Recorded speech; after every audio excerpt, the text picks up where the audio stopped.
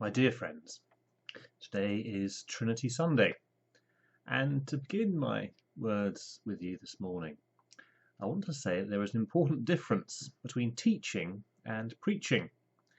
In other words, I would say that I think I could teach the doctrine of the Trinity, but at the moment I don't feel confident to preach the doctrine of the Trinity. Now that's not just because I might inadvertently teach a heresy, but because specialist knowledge can lead to dry discussions of the Trinity. Technical words like hypostasis and perichoresis and filioque. Now perhaps one day I will do a teaching session on what they mean, but for today, for homily, I think they're distractions.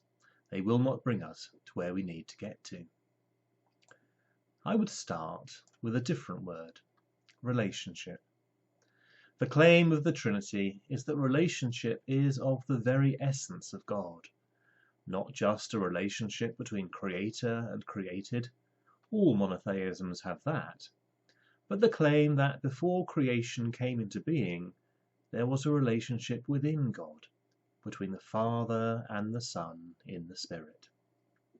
The Christian faith, the Christian path, is all about how to get caught up in this relationship, so that the Father and the Son and the Spirit make their home with us.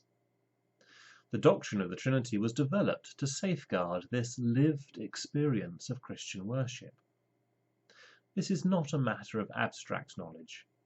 It's a mistake to think that the highest form of knowing is conceptual, that if we could define the Trinity to our intellectual satisfaction, that we would thereby have achieved something, that we would then know God and be known by him.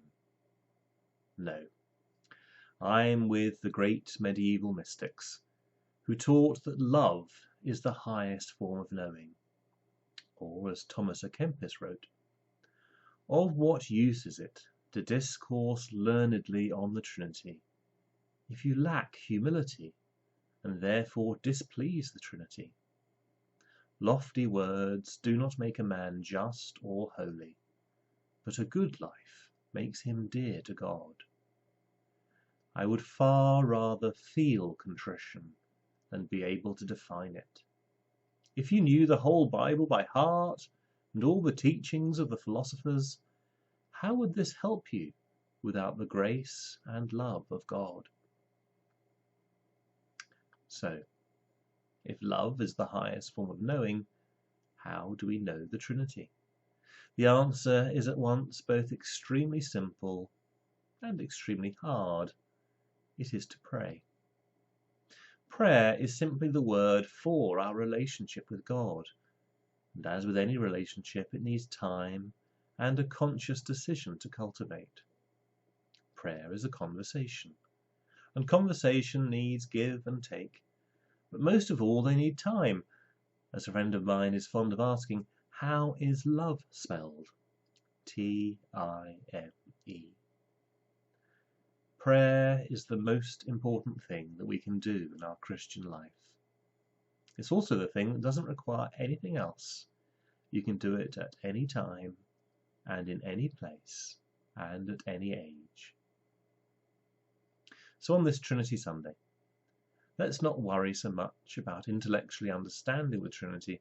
Let us seek rather to develop our relationship with the Trinity.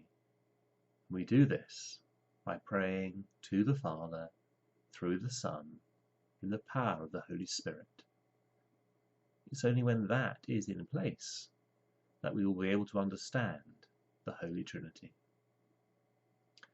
Until we meet again. Amen.